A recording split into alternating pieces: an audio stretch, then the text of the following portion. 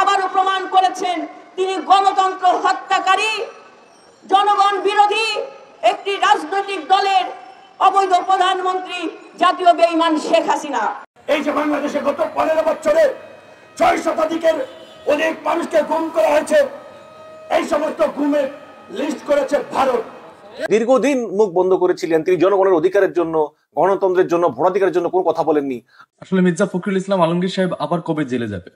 আসসালামু আলাইকুম দর্শক, ভিডিওর শুরুতে কয়েকটি ভিডিও ফুটেজের অংশ বিশেষ আপনারা দেখেছেন। মূলত প্রিয় দর্শক শ্রোতা, আজকে 5টি ভিডিও নিয়ে আপনাদের সম্মুখে হাজির হয়েছি। মির্জা ফখরুল ইসলাম আলমগীরকে পাশে বসিয়ে কঠিন হুঙ্কার দিয়েছে ভিপি নুরুল হক নূর এবং কি প্রিয় দর্শক শ্রোতা নিপুণ রায় অবশেষে বাংলাদেশ সরকারকে কি বলতেছে, জাতীয় বেঈমান বলতেছে। এবং কি প্রিয় দর্শক শ্রোতা, আরও একটি লাইভ টক শো আপনাদের সাথে শেয়ার করব। সরকার নাকি বিএনপির 17 নেতাকর্মীকে জেলে হত্যা করেছে।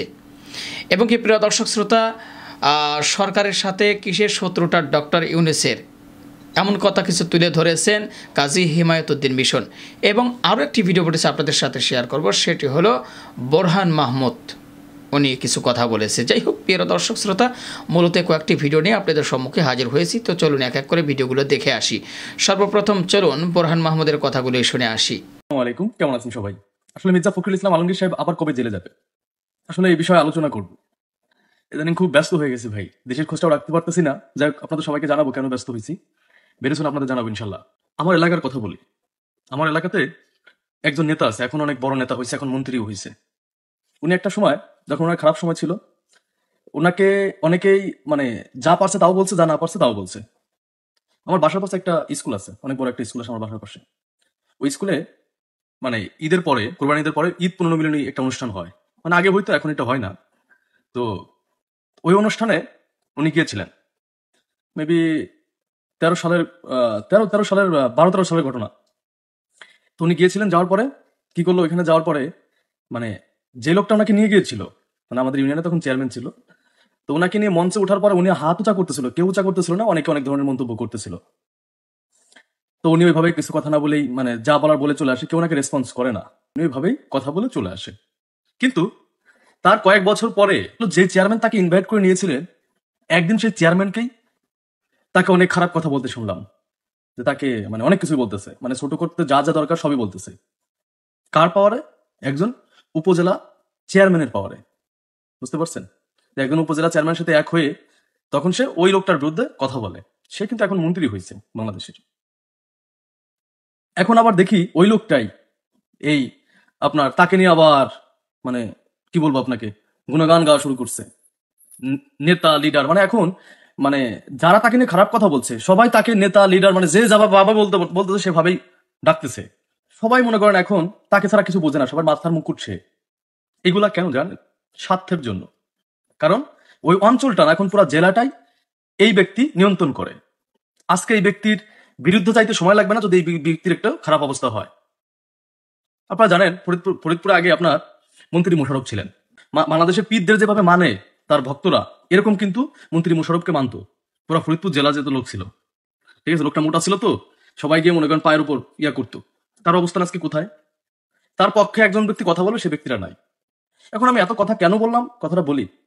দেখেন, যখন আমেরিকা এই আওয়ামী লীগকে নিয়ে কথা বলা শুরু করে, এই অবৈধ সরকারকে নিয়ে যখন কথা বলা শুরু করে আমেরিকা, 1 বছর আগের কথা বলি, তখন কিন্তু কোন দেশ, এই যে ইন্ডিয়া দেখতেছেন, ইন্ডিয়া কিন্তু সরাসরি ভাবে সমর্থন করছিল না যে এই সরকারকে, অবৈধ সরকারকে। কিন্তু বাংলাদেশের এই অবৈধ সরকারের পাশে কে ছিলেন? বাংলাদেশের অবৈধ সরকারের পাশে ছিলেন চায়না, রাশিয়া। সরাসরি চায়না, রাশিয়া এই বাংলাদেশের অবৈধ সরকারের পাশে ছিলেন, কিন্তু ইন্ডিয়া ছিল না। কিন্তু এই মুহূর্তে এসে ইন্ডিয়া ওপেন হয়ে গেছে। দেখেন, এখন চায়না, রাশিয়া এদের বিপক্ষে এক প্রকার অবস্থান নিচ্ছে কিন্তু এই অবৈধ সরকার। কারণ বিপক্ষে অবস্থান নিয়ে আসলে তো উপায়ও নাই, কারণ আমেরিকা সুপার পাওয়ার। একটা কথা মাথায় রাখতে হবে, সুপার পাওয়ারটা কখনো ম্যানেজ হয় না, কিন্তু তাকে ম্যানেজ করতে হইলে কি করতে হয়েছে, এই অঞ্চলের স্বার্থ তাকে দেওয়া লাগছে। এখন নির্বাচনের আগে বারবার করে বলতেছিল যে আমেরিকা নাকি সেন্ট মার্টিন চায়, তাহলে যে এখন সে ক্ষমতায় আসলো এবং চায়না রাশিয়ার বিপক্ষে অবস্থান করতেছে, দেখেন তো সেন্ট মার্টিন দিয়ে দিছে কিনা, আবার আমেরিকা একটু খোঁজ নেন তো। এটাই বললাম যে আমি বারবার করে কিন্তু বলছি যে বাংলাদেশের ভূখণ্ড দিয়েও যদি তার ক্ষমতা আসতে হয়, সেটা করবে, সেটাই করছে। ইন্ডিয়ায় কিন্তু বাংলাদেশের ভূখণ্ড দিয়েই ক্ষমতা আসছে। তা না হলে ইন্ডিয়ার পররাষ্ট্রমন্ত্রী কেন বলবে যে আমরা পোর্ট ব্যবহার করব, কথা হয়েছে, তারপরে হচ্ছে আপনার ট্রানজিট সুবিধা নিবে। এগুলো যখন আবার আমাদের পররাষ্ট্র মন্ত্রীকে জিজ্ঞাসা করা হলো তখন বললো যে হ্যাঁ আমরা তো এগুলো দিয়েই দিছি, ঠিক না, আমরা স্বাধীন। তো আমাদের তো ভাই ওই যে আমি বারবার করে বলছিলাম যে বাংলাদেশ বিক্রি করে হলেও ক্ষমতা আসবে, সেটাই করছে। এখন আমি যে কথাগুলো কেন বললাম যে রাজনীতি হচ্ছে বেঈমানের খেলা, কখন কাকে সাপোর্ট করে কেউ বলা যায় না। আজকে রাশিয়া চায়নার জোরে কিন্তু আজকের এই অবস্থানে আমলিগ আছে, তাদের পাশে চায়না রাশিয়া ছিল বিধায় নির্বাচন পর্যন্ত পৌঁছাইতে পারছিল, এবং নির্বাচনের আগে কিন্তু বিভিন্ন ধরনের কথা বলছিল চায়না রাশিয়া ডিরেক্ট সমর্থন দিয়ে, এবং আমেরিকার বিপক্ষে কথা বলছে। এইভাবে কোনো দেশ কিন্তু ওপেন ভাবে কথা বলে না, রাশিয়া যেভাবে কথা বলছিল যে বাংলাদেশের অভ্যন্তরীণ ব্যাপার নিয়ে হস্তক্ষেপ করতেছে আমেরিকা। আপনারা জানেন মারিয়া জাকারোভা একটা কথা বলেছিলেন না, আপনারা তো জানেনই রাশিয়া। প্রিয় দর্শক শ্রোতা, শুনলেন বোরহান মাহমুদের কথাগুলো। অবশ্যই আপনাদের মূল্যবান মতামত ভিডিওর কমেন্ট বক্সে জানাতে ভুলবেন না। এবার আমরা দ্বিতীয় নম্বর ভিডিও ফুটেজ আপনাদের সাথে শেয়ার করব, সেটি হলো ভিপি নুরুল হক নূর মির্জা ফখরুল ইসলাম আলমগীরকে পাশে বসিয়ে কি বক্তব্য দিচ্ছেন, যেটা সোশ্যাল মিডিয়া ভাইরাল হয়েছে। চলুন ভিপি নুরুল হক নূরের বক্তব্যটি শুনে আসি। এই যে বাংলাদেশে গত 15 বছরে 6 শতাধিকের অনেক মানুষকে গুম করা হয়েছে, এই সমস্ত গুমের লিস্ট করেছে ভারত। বিএনপির সর্বোচ্চ স্থায়ী কমিটির নেতা সালাউদ্দিন সাহেবকে উত্তরা থেকে তুলে নিয়ে শিলং নিয়ে গিয়েছিল, আপনারা জানেন। সাংবাদিক শফিকুল ইসলাম কাজলকে সীমান্তের পার পাওয়া গেছে, ইলিয়াস আলীকে এখনো পাওয়া যায়নি। সাংবাদিক শফিকুল ইসলাম কাজল কিভাবে ভারত গেল, সালাউদ্দিন সাহেব কিভাবে দিল্লি গেল, সেই জবাব আজকে ভারতের শাসকদেরকে দিতে হবে। আমরা পরিষ্কারভাবেই বলতে চাই, দক্ষিণ এশিয়াতে ভারত যে অস্থিতিশীলতা শুরু করেছে, যে আগ্রাসন শুরু করেছে, যার ফলে আজকে সমস্ত প্রতিবেশী রাষ্ট্রগুলো ভারতের আগ্রাসন আধিপত্যবাদের বিরুদ্ধে জেগে উঠেছে। আজকে বাংলাদেশের মানুষকেও একইভাবে জেগে উঠতে হবে ভারতের আগ্রাসন ঠেকাতে। প্রাথমিকভাবে ভারতের যে দেশে বাজার, আমরা সমস্ত বিশ্ব থেকে যে সমস্ত রেমিটেন্স আয় করি, অর্জন করি, সেগুলো নিয়ে যায় ভারত। ভারত দ্বিতীয় শীর্ষ রেমিটেন্স আয়ের খাত হচ্ছে ভারতের জন্য বাংলাদেশ। যেভাবে বাংলাদেশের স্থলপথ ব্যবহার করে ট্রানজিট নিয়ে তার পূর্ব পশ্চিমাঞ্চলীয় এলাকাগুলোকে নিরাপদ করছে, বাংলাদেশকে নিরাপদ করে, এইটা কোন দেশনামিক সরকার জীবনেও দিত না। শেখ হাসিনা দিয়েছে, কারণ শেখ হাসিনা নিজের জীবনকে ভয় পায়, ক্ষমতা থেকে যেতে ভয় পায়। তিনি জানেন তার বাবার পরিণতি ঘটিয়েছে ভারত। যদিও তিনি বক্তব্য বিবৃতিতে সেই সময়ের সেকেন্ড সারির অফিসার ছিলেন, বলতে গেলে উপসেনাপ্রধান, সেনাপ্রধানও ছিলেন না, জিয়াউর রহমানকে দায়ী করে বক্তব্য দেয় তার রাজনৈতিক প্রতিপক্ষ শুধুমাত্র বিএনপিকে ঘায়েল করার জন্য। তিনি ভালো করেই জানেন বঙ্গবন্ধু হত্যাকাণ্ড ঘটিয়েছে ভারত। কাজেই তিনি যদি ভারতকে জমি জমা, বাংলাদেশ ব্যাংক, ফরেন মিনিস্ট্রি যা চায় তা যদি না দেন, তার পরিণতিও খারাপ হতে পারে। তিনি নিজে ভালো থাকতে, ক্ষমতায় থাকার জন্য বাংলাদেশকে আজকে জাহান্নাম বানিয়ে ভারতীয় তাওলার রাষ্ট্রে পরিণত করেছেন। তাই আমাদের বন্ধুরা যেটা বলেছে এটাই বাস্তব। একদিকে ভারতীয় আগ্রাসন চলছে, বাংলাদেশের নির্বাচন কি হবে, কারা ক্ষমতায় যাবে, বাংলাদেশের পুলিশ প্রধান কে হবে, বিডিআর মানে সীমান্তরক্ষী বাহিনীর প্রধান কি হবে, সামরিক বাহিনী প্রধান কি হবে, মন্ত্রী পরিষদ সচিব কে হবে, এমপি মন্ত্রী কি হবে, সেটা ঠিক করে দিচ্ছে আমাদের পাশের দেশ ভারত। এই রকমের একটা হস্তক্ষেপ, একটা ওপেন হস্তক্ষেপ সেটি চলছে, কেউ বলছে কেউ বলছে না। আমরা বলতে পারছি, আরো যখন আমাদের পররাষ্ট্র সচিব তৌহিদ সাহেব বলেছেন যে বাংলাদেশের বিভিন্ন নিয়োগের ক্ষেত্রে ভারতের পরামর্শ থাকে, ভারতের সুপারিশ থাকে, কিন্তু দুঃখজনক আজকে এটি নিয়ে রাজনৈতিক মহল থেকে কোন সরব প্রতিবাদ আসছে না, প্রতিক্রিয়া আসছে না। কারণ সবাই দাদা বাবুদের গোলামি করে এমপি হতে চায়, মন্ত্রী হতে চায়, প্রশাসনের উচ্চ পদে বসতে চায়। এতদিন ধরে এই ভারতীয় আগ্রাসনটা চলছে, এর মধ্যে নতুন করে যুক্ত হয়েছে মিয়ানমারের সংঘাত। আপনারা দেখেছেন কিছুদিন আগে 300 সেখানকার মিয়ানমারের সীমান্তরক্ষী বাহিনীর সদস্য সহ বিভিন্ন পর্যায়ের মিয়ানমারের সরকারি কর্মকর্তা কর্মচারীরা তারা বিদ্রোহী গোষ্ঠীর সাথে লড়াই যুদ্ধে পরাজিত হয়ে এখানে ঢুকেছিল, তাদেরকে নিরাপদে আবার ওখানে পাঠিয়ে দিয়েছে। ভালো পারফরমেন্স যারা আসছে তাদেরকে পাঠাতে পেরেছিলেন। তাহলে গত 10 বছর ধরে বাংলাদেশে যে 12 লক্ষ রোহিঙ্গা আছে তাদেরকে কেন পাঠাতে পারছেন না, কেন পাঠাচ্ছেন না? আজকে ভারতের পাশাপাশি মিয়ানমার নিয়ে আমাদের যথেষ্ট উদ্বেগের কারণ আছে। আমার আজকে এখানে দাঁড়িয়ে মনে পড়ছে আমাদের শ্রদ্ধেয় অভিভাবক প্রয়াত জাফরুল্লাহ চৌধুরীর কথা। ওনার সাথে একাধিকবার প্রোগ্রামে ছিলাম, উনি বলেছিলেন বাংলাদেশের উচিত রোহিঙ্গাদেরকে অস্ত্র দিয়ে প্রশিক্ষণ দিয়ে রাখাইনকে স্বাধীন করার জন্য, লড়াইয়ের জন্য প্রস্তুত করা, এবং তার জন্য বাংলাদেশের অর্থ অস্ত্র সহ যেই ধরনের সহযোগিতা প্রয়োজন বাংলাদেশকে সেই ভূমিকা পালন করার দরকার। এটা জাফরুল্লাহ চৌধুরী বলেছিল। সেই বাস্তবতা আমরা সেই সময় উপলব্ধি করতে পারি নাই, বুঝতে পারি নাই, যেই কারণে হয়তো রাজনৈতিক মহল থেকে আমরা সেইভাবে প্রতিক্রিয়া দেখাতে পারিনি। আজকের বাস্তবতা যদি দেখেন, মিয়ানমারের সামরিক বাহিনী সহ রোহিঙ্গা সংকটের ক্রাইসিসের অন্যতম মূল হোতা হচ্ছে এই জান্তা সরকার। সেই জান্তা সরকারকে পরিপূর্ণভাবে সমর্থন এবং সহযোগিতা করছে চায়না। রাখাইনে চাইনিজ ইনভেস্টমেন্টে শিল্প কারখানা, গ্যাসের লাইন, তেলের লাইন, বন্দর, বিভিন্ন ধরনের অবকাঠামো উন্নয়ন হচ্ছে এবং সেখানে আরো বিনিয়োগ করছে ভারত। ভারত এবং মিয়ানমার, ভারত এবং চীন মিয়ানমারের এই জান্তা সরকারের সাথে কাজ করে রাখাইনে তারা উন্নয়ন প্রকল্প দিচ্ছে এবং রাখাইনকে রোহিঙ্গা মুক্ত করার জন্য সব ধরনের অপারেশনে সহযোগিতা সমর্থন দিয়ে যাচ্ছে। একই সাথে ভারত এবং মিয়ানমার কিন্তু জান্তা সরকারের পাশাপাশি বিদ্রোহী গোষ্ঠীর সাথেও কিছুটা লিয়াজও রাখছে, স্বাধীনতাকামী জনগোষ্ঠী। আর বাংলাদেশ একটা ছোট জগন্নাথে পরিণত হয়েছে। বাংলাদেশ কারোর সাথে সম্পর্ক রাখতে পারছে না, বাংলাদেশ কিছু করতে পারছে না। এমনকি এই যে ওবায়দুল কাদেরেরা আল্লাহ মাফ করুক, আল্লাহর কাছে মাপ চেয়ে নিচ্ছি। আমরা তো মুসলমান, আল্লাহ সবকিছু ক্ষমা করবে, শিরককে আল্লাহ ক্ষমা করবেন না। কাজে এটা বলছি যে মুসলমান হিসেবে প্রিয় দর্শক শ্রোতা, শুনলেন ভিভি নুরুল হক নূরের বক্তব্য। অবশ্যই আপনাদের মূল্যবান মতামত ভিডিওর কমেন্ট বক্সে জানাবেন। আমরা 3য় নম্বর ভিডিও ফুটেজ আপনাদের সাথে শেয়ার করব। সেটি হলো বিএনপির 17 জন নেতাকর্মী জেলখানায় মৃত্যুবরণ করেছে, অর্থাৎ সরকারকে দায়ী করতেছে একজন বিএনপির নেতা, এবং আরও কিছু কথা তুলে ধরেছে লাইভ টকশোর মাধ্যমে। চলুন ভিডিওটি দেখে আসি। আগে তো বলেছি সুরাজ স্যারকে হটাইতে হলে অনেক সময় দরকার হয়, সে সময় অনেক প্রাণ হারাইতে হয়, অনেক লোককে জীবন দিতে হয়। তার প্রমাণ তো 17 জন জেলখানায় মেরে ফেলে, যেটা পত্র করতে গেলে। সে কারণে আমি মনে করি সবাই আসবে, নির্ধারণ হবে, সরকারও যাবে, ইলেকশনও হবে। সেই ইলেকশনে দেখেন পার্শ্ববর্তী দেশ পাকিস্তানে একটা ইলেকশন হলো, সেখানে তো দলীয় সরকারের অধীনে হবে, এখানে একটা কেয়ারটেকার সরকার। বিষয়টা হলো আপনি তো সব কথার উত্তর নিজে দিয়ে দিচ্ছেন, আমার তো দেওয়ার কিছু নেই। প্রধানমন্ত্রী বলছে, আপনি বললেন যে 75-এর পর প্রথম একটা সুষ্ঠু নির্বাচন হয়েছে, তাহলে 75 আগে ওনার ক্ষমতা থাকতে যেসব ভোটগুলো একটা সুষ্ঠু হয়, লক্ষ্মী বাণিজ্য মানুষ মারছে, হেলিকপ্টার করে ভোটের বাক্স আনছে, এসব কথাগুলো উনি মনে করিয়ে দিন। আর একটা কথা বলেছেন, অবাধিকার পরবর্তী নির্বাচনের জন্য প্রস্তুতি নিতে বলছে। বিএনপি নির্বাচনমুখী দল, অবশ্যই নির্বাচনের জন্য প্রস্তুতি সবসময় থাকে, সবসময় ছিল, সবসময় আছে। কালকে একটা নির্বাচন দেন তত্ত্বাবধায়কের অধীনে, দলীয় সরকারের অধীনে নয়, তাহলে আমরা প্রস্তুতি আছি কি না, এটা ওবায়দুল কাদেরের মুখে আমরা রাম রাম শুনে কোনো লাভ নাই। ওবায়দুল কাদের সাহেব কদিন বলে বিএনপি ভর্তি করে গেছে, কদিন বলে সন্ত্রাসী, কদিন বলে আগুনের বোমা। উনি বলতে পারে যেহেতু 15 বছর বিনা ভোটে ক্ষমতা, ভোট হলে এমপি মোদী সাহেব লাগে একবার হইতো না, এখনো ভোটে দাঁড়াক একবার এলাকার থেকে ভোটে হবে বলে আমি বিশ্বাস করি।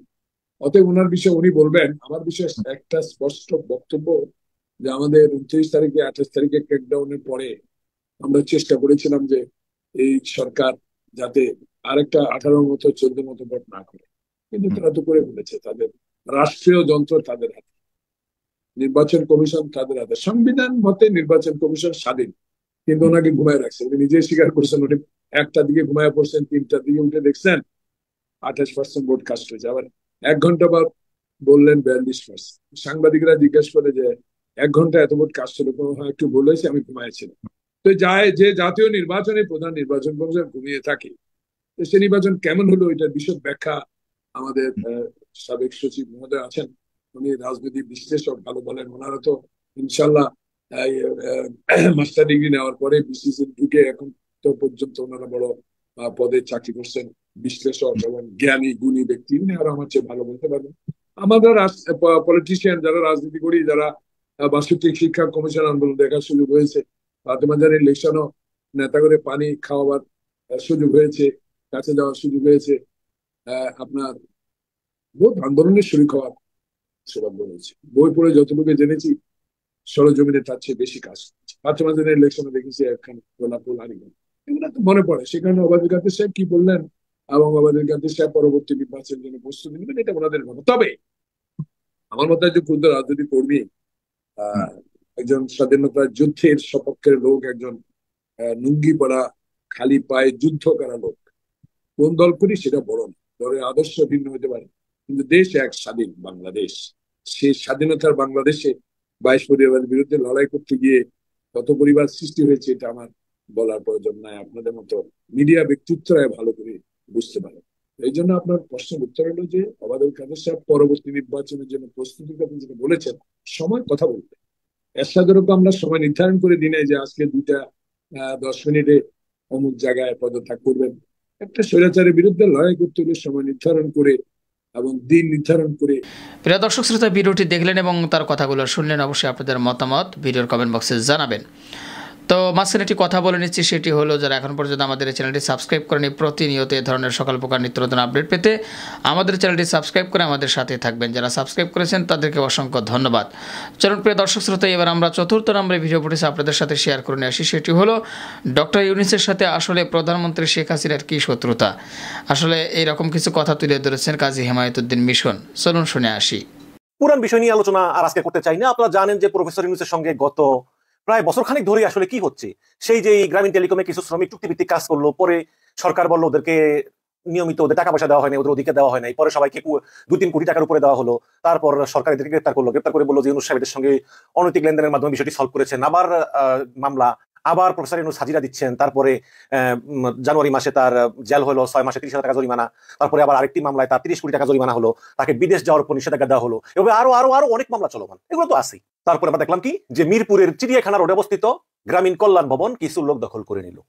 দখল করে নেওয়ার পর তারা ভবনের নিয়ন্ত্রণ নিয়ে নিল, কে ঢুকবে কে বেরোবে, কোন সময় গেট খুলবে গেট বন্ধ করবে, কে ঢুকবে না, সব তারা নিয়ন্ত্রণ করতেছে। তখন গতকাল প্রফেসর ইউনূস সংবাদ সম্মেলন করলেন এবং সংবাদ সম্মেলনে তিনি আদৌ করতে পারবেন কিনা তার কোনো নিশ্চয়তা নেই, এবং সংবাদ সম্মেলনে তিনি খুব আবেগপ্রবণ হয়ে পড়লেন। তিনি বললেন যে এই প্রতিষ্ঠানগুলো মানুষের কল্যাণে কাজ করে এবং সব প্রতিষ্ঠানগুলোর সদর দপ্তর হচ্ছে গ্রামীণ কল্যাণ ভবন। সেই গ্রামীণ কল্যাণ ভবনে কিছু লোক এসে বলে সেই 40-50 বছর আগে তার বাবার জায়গা ছিল এটা, তার দাদার জায়গা ছিল এটা। আচ্ছা, তর্কের ক্ষেত্রে যদি হয়েও থাকে তাহলে তো আদালত আছে, আইন আছে, তারা তো এভাবে দখল করতে পারেন না। আমি পুলিশকে বললাম, পুলিশ প্রথমে তো অভিযোগ নিলেন না, তারপর একবার এসে ঘুরে গিয়ে বললেন সব তো ঠিকই আছে, কোনো তো সমস্যা নাই। আমি কার কাছে যাব, কার কাছে আমি বিচার চাইবো? তারপর তিনি বলেন যে আজকে কিছু মহিলা আবার ঝাড়ু হাতে মিছিল করতেছে, তাহলে আমি ঝাড়ুর যোগ্য হয়ে গেলাম? দর্শক, ডক্টর ইউনূসের প্রতি আমার কিছু কথা আছে, সেটা হচ্ছে কি যে তিনি কিন্তু দীর্ঘদিন মুখ বন্ধ করেছিলেন। হয়তো তিনি মনে করেছিলেন যে কি দরকার, হয়তো সরকার আরো খেপবে। কিন্তু হয় কি, মনে করেন যে যখন জামাতের উপর ক্র্যাকডাউন হলো, হেফাজত বললো যে আমি তো জামাত না, আমার কি। তারপর যখন হেফাজতের উপর ক্র্যাকডাউন হলো তখন বিএনপি বললো যে আমি তো হেফাজত না, আমার কি। তারপর যখন বিএনপির উপর ক্র্যাকডাউন হলো, তো এভাবে হয় কি, আপনি যদি চুপ করে থাকেন তাহলে একটা অন্যায় আর একটা অন্যায়ের জন্ম দেয়, একটা অন্যায় আর একটা অন্যায়ের পথ প্রসারিত করে। সুতরাং ডক্টর ইউনূস সাহেব দীর্ঘদিন মুখ বন্ধ করেছিলেন, তিনি জনগণের অধিকারের জন্য, গণতন্ত্রের জন্য, ভোটাধিকারের জন্য কোনো কথা বলেননি। আজকে ডক্টর ইউনূস সাহেব নিজে আক্রান্ত এবং তিনি জনগণের উপর বিচারের ভার দিচ্ছেন। তো যে জনগণের উপর আপনি বিচারের ভার দিচ্ছেন, সেই জনগণই তো গত 15টা বছর ধরে অবিচারের সম্মুখীন। তখন তো আপনি কোনো কথা বলেননি, এখন জনগণকে আপনার পক্ষ নিয়ে মুখ খুলবে না তো, যাক সেটা ভিন্ন প্রসঙ্গ। তবে এখন প্রশ্ন হচ্ছে যে আসলে এই ডক্টর ইউনূসের প্রতি শেখ হাসিনার এত বিদ্বেষ কেন? ডক্টর ইউনূস তো শেখ হাসিনার প্রতি সরাসরি হুমকি না। দর্শক, ডক্টর ইউনূস তিনি রাজনীতিবিদ না, তিনি ক্ষমতা দখলের চেষ্টা করতেছেন না। এবং গত 1-1.5 বছর ধরে, বিশেষ করে নির্বাচনের আগ পর্যন্ত, বিএনপি যেভাবে আওয়ামী লীগকে বিভিন্ন ভাবে সমস্যায় ফেলেছে, এবং যদিও আওয়ামী লীগ ওগুলো ওভারকাম করেছে প্রচুর বল প্রয়োগ করে এবং প্রচুর মানবাধিকার লঙ্ঘন করে এবং প্রচুর অপরাধ করে, আমি বলতে পারি, সেই হিসাবে তো ইউনূস কোনো হুমকি না। ইউনূস সাহেবের বিরুদ্ধে হাসিনার অভিযোগ যে তিনি ওই পদ্মা সেতুর তিনি ফান্ড বন্ধ করার চেষ্টা করেছিলেন বিশ্ব ব্যাংককে প্রভাবিত করে, এবং যার কোনো প্রমাণ কিন্তু হাসিনা আজ পর্যন্ত দিতে পারেননি। আমি দেখেছি কিছুদিন আগে ওবায়দুল কাদের বলেছেন আমাদের কাছে তথ্য আছে, কিন্তু প্রমাণ দিতে পারবো না, কিন্তু আমাদের কাছে তথ্য আছে। ঠিক আছে, তথ্য থাকলে ভালো কথা। আরেকটা কথা হচ্ছে ইউনূস সাহেব সুদ খায়। এটা কোনো কথা হলো? সুদ কে না খায়? বাংলাদেশে যতগুলো ব্যাংক আছে, যতগুলো বিল্ডিং সোসাইটি আছে, যতগুলো বাণিজ্যিক প্রতিষ্ঠান আছে যে লেনদেন করে, সবাই তো সুদ খায়। তাহলে এটাও তো কোনো বিষয় না। তাহলে প্রফেসর ইউনূসের উপর এত বিষেধাগারের কারণ কি? এই যে কিছু লোক গ্রামীণ কল্যাণ ভবন দখলের চেষ্টা, বস্তির মহিলারা ঝাড়ু হাতে নাড়ানাড়ি, এগুলো সরকারের ইন্ধন ছাড়া এদের সাহস আছে যে ইউনূস সাহেবের মতো একটা লোকের ভবনে তারা এইভাবে সামনে তারা ঘোরাফেরা করবে? না, নাই তো। তাহলে এগুলোর মদত সরাসরি সরকার দিচ্ছে, কোনো সন্দেহ নাই, যেহেতু পুলিশে কোনো মামলা নিচ্ছে না। সুতরাং আমরা সহজে ধরে নিতে পারি যে শেখ হাসিনার ভয়ঙ্কর আক্রোশের শিকার ইউনূস সাহেব, যেটা কিনা বিএনপির চেয়েও বেশি। কারণ বিএনপির উপর এখন শেখ হাসিনার কোনো আক্রোশ নাই, যার প্রমাণ হচ্ছে গতকালই মির্জা ফখরুল সাহেব এবং আমির খসরু মাহমুদ সাহেব, এনি সাহেব এরা মুক্তি পেয়েছেন। আস্তে আস্তে বিএনপির আরো করে মুক্তি পাবেন এবং তারা স্বাভাবিক জীবনে ফিরতে পারবেন বলে আমাদের বিশ্বাস। অথচ সেই একই সময় ইউনূস সাহেবের ভবন দখল করার চেষ্টা হচ্ছে কেন? দর্শক, আমি মনে করি যে ইউনূস সাহেবকে শেখ হাসিনা একটা নেগোসিয়েশনের টোপ হিসাবে ধরে নিয়েছে। আমেরিকা হয়তো বা ম্যানেজ হয়ে যায়নি, হয়তো বা শেখ হাসিনার কাছে খবর আছে যে আমেরিকা তলে তলে এমন কিছু পদক্ষেপ নিচ্ছে যেটা হয়তো শেখ হাসিনাকে বিপদে ফেলতে পারে। আমরা জানি না নির্বাচনের আগে ভারতের সঙ্গে আমেরিকার কি নেগোসিয়েশন হয়েছে বা কি কথা হয়েছে বা আদৌ কোনো সমঝোতা হয়েছে কিনা। হয়তো ধারণা করতে পারি যে কিছু সমঝোতা হয়েছে, বা তারপরেও যে আমেরিকা কোনো পদক্ষেপ নিবে না সেটাও কিন্তু না, হয়তো নিতেও পারে। এবং এইসব বিষয়ে আমরা যেমন অন্ধকারে আছি, শেখ হাসিনাও কিন্তু অন্ধকারে আছে। ঠিক এই কারণে শেখ হাসিনা অগ্রিম প্রস্তুতি হিসাবে ইউনূসের উপর একের পর এক তীর ঝুলিয়ে রেখেছে। ইউনূসের এদিকে এদিকে এদিকে এদিকে এদিকে তীর, এবং আমেরিকাকে বলতেছে দেখো ইউনূসের চারদিকে কিন্তু তীর তাক করা, তোমরা কিছু করলেই আমরা সিলা থেকে তীরটাকে ছেড়ে দিব।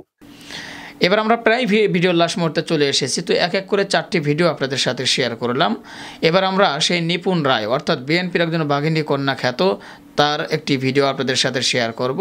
প্রধানমন্ত্রী শেখ হাসিনা কেন তিনি জাতীয় বেঈমান বলেন, আরও কিছু কিছু কথা বলেছে এবং হুঙ্কার দিয়েছে। আর আগামী দিনের জন্য নাকি দেশ হলো তারেক রহমানের দেশ, এছাড়াও আরও অনেক কথাই বলেছে, হয়তো তার বক্তব্যটি শুনলেই বুঝতে পারবেন। তো চলুন সর্বশেষ ভিডিওটিও দেখে আসি। তিনি আবারও প্রমাণ করেছেন তিনি গণতন্ত্র হত্যাকারী, জনগণ বিরোধী একটি রাজনৈতিক দলের অবৈধ প্রধানমন্ত্রী জাতীয় বেঈমান শেখ হাসিনা। শেখ হাসিনার কথা এখন জনগণ বিশ্বাস করে না, আর এই সার্কাসের সংসদ জনগণ বিশ্বাস করে না। বিশ্বাস রাখুন, আর কয়েকটা দিন সফলতার দ্বার প্রান্তে বাংলাদেশের জনগণ দাঁড়িয়ে আছে, যার নেতৃত্ব দিচ্ছেন দেশ নায়ক জনাব তারেক রহমান। আমরা বিজয় হব। প্রিয় ভাই ও বোনেরা, একটি অবৈধ সরকার, নিশিরাতের সরকার, ভোট চোর সরকার, ধর্ষকের সরকার, আমি দামি স্বামী নির্বাচনের সার্কাসের সরকার, যার প্রধানমন্ত্রী অবৈধ প্রধানমন্ত্রী শেখ হাসিনা। আমাদের অনেক বক্তা বলে গিয়েছেন এই শেখ হাসিনা 86 সালের নির্বাচনে অংশগ্রহণ করবেন না, আর যারা অংশগ্রহণ করবেন তারা হবেন জাতীয় বেঈমান। সেই 86 সালের নির্বাচনে শেখ হাসিনার বক্তব্যের মাধ্যমে ওই নির্বাচনে তিনি অংশগ্রহণ করে জাতির সামনে তিনি নিজেকে জাতীয় বেঈমান হিসেবে প্রতিষ্ঠিত করেছেন। একইভাবে 14 সালের নির্বাচন, সেই নির্বাচনে তিনি বলেছিলেন এটি একটি নিয়ম রক্ষা নির্বাচন, আগামীতে খুব তাড়াতাড়ি সংবিধানকে পূর্ণ প্রতিষ্ঠা করে তিনি সকল দলকে নিয়ে একটি নির্বাচন দেবেন। তিনি সেটি করেননি, আবারও তিনি প্রমাণ করেছেন তিনি জাতীয় বেঈমান। 18 সালে দিনের ভোট রাতে চুরি করে তিনি আবারও প্রমাণ করেছেন তিনি গণতন্ত্র হত্যাকারী, জনগণ বিরোধী একটি রাজনৈতিক দলের অবৈধ প্রধানমন্ত্রী জাতীয় বেঈমান শেখ হাসিনা। সর্বশেষ 7 জানুয়ারি 2024 নির্বাচন, এই নির্বাচনে দেশের সবচেয়ে জনপ্রিয় দল বাংলাদেশ জাতীয়তাবাদী দলের সকল নেতৃবৃন্দদেরকে গ্রেফতার করা হয়েছে। আমি দামি স্বামী নির্বাচনের মাধ্যমে একটি সার্কাসের প্রধানমন্ত্রী হয়েছেন শেখ হাসিনা। এই নির্বাচনকে বাংলাদেশ জাতীয়তাবাদী দল কখনো বলে নাই আমরা প্রতিহত করব। দেশ নায়ক জনাব তারেক রহমান আহ্বান জানিয়েছেন আপনারা আমি দামি স্বামী নির্বাচন বর্জন করুন। তার আহ্বানে বাংলাদেশের 18 কোটি জনগণের 12 লক্ষ ভোটারের মধ্যে 12%, 99% থেকে 93% জন ভোটার এই নির্বাচন ভোট বর্জন করেছেন, তাদের অধিকার বর্জন করেছেন, কারণ তারা শেখ হাসিনার অধীনে কোনো ভোট প্রয়োগ করবেন না। 7% ভোটারের প্রধানমন্ত্রী আজকে শেখ হাসিনা। প্রিয় নেতৃবৃন্দ, আপনারা তাহলে ধরে নেন এই শেখ হাসিনার আমি দামি নির্বাচনে আওয়ামী লীগ ভোট কেন্দ্রে যেয়ে ভোট দিতে চাই নাই। অর্থাৎ শেখ হাসিনাকে শুধু বিএনপি বর্জন করে নাই, 18 কোটি জনগণ বর্জন করে নাই, এই সন্ত্রাসী, এই লুটপাটকারী, এই ধর্ষকের রানী শেখ হাসিনাকে আওয়ামী লীগ বর্জন করেছে। এটাই হচ্ছে আমাদের সবচেয়ে সফলতা। আজকে শেখ হাসিনা 7% ভোটারের প্রধানমন্ত্রী, আর দেশ নায়ক জনাব তারেক রহমান 92% ভোটার, 18 কোটি জনগণের নেতা হয়েছেন তিনি আজকে দেশ নায়ক জনাব তারেক রহমান। আজকে তার নেতৃত্ব আন্তর্জাতিক পর্যায়ে মানদণ্ডে নির্ণয় করা হয়। আজকে আন্তর্জাতিক বিশ্ব মনে করে শেখ হাসিনার অধীনে বাংলাদেশের গণতন্ত্র নিরাপদ নয়, শেখ হাসিনার অধীনে বাংলাদেশের স্বাধীনতা সার্বভৌমত্ব নিরাপদ নয়, শেখ হাসিনার অধীনে এই যে দ্রব্যমূল্যের ঊর্ধ্বগতি, এগুলো সব তাদের দলের সিন্ডিকেট। এই সিন্ডিকেট শেখ হাসিনা কোনোদিনও ভাঙতে পারবে না, কারণ এই সিন্ডিকেট দিয়ে এই অবৈধ ক্ষমতাকে টিকিয়ে রেখেছে শেখ হাসিনা। আর রাষ্ট্রযন্ত্র, সাংবিধানিক প্রতিষ্ঠান, বিচার বিভাগ, এই সব কিছু আজকে দলীয়করণ করে ফেলেছে শেখ হাসিনা শুধুমাত্র তার একক অবৈধ ক্ষমতাকে টিকিয়ে রাখার জন্য। শেখ হাসিনার কথা এখন জনগণ বিশ্বাস করে না, আর এই সার্কাসের সংসদ জনগণ বিশ্বাস করে না। বিশ্বাস রাখুন, আর কয়েকটা দিন সফলতার দ্বার প্রান্তে বাংলাদেশের জনগণ দাঁড়িয়ে আছে, যার নেতৃত্ব দিচ্ছেন দেশ নায়ক জনাব তারেক রহমান। আমরা বিজয় হব, আমাদের হাতে লাল পতাকা সুরক্ষিত হবে, আমাদের হাতে বাংলাদেশের স্বাধীনতা সার্বভৌমত্ব সুরক্ষিত হবে। তো এই ছিল প্রিয় দর্শক শ্রোতা মূলত আজকের ভিডিও। 5টি ভিডিও নিয়ে আপনাদের সম্মুখে হাজির হয়েছিলাম। এক এক করে 5টি ভিডিওই আপনাদের সাথে শেয়ার করলাম। আশা করি 5টি ভিডিও মনোযোগ সহকারে আপনারা দেখেছেন এবং তাদের কথাগুলো শুনেছেন।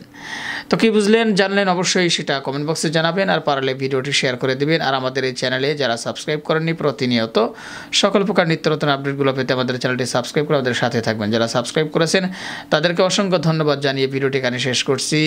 আবারও দেখা হবে, কথা হবে নতুন কোনো টপিক, নতুন কোনো ভিডিও নিয়ে। ভালো থাকবেন সবাই, আল্লাহ হাফেজ।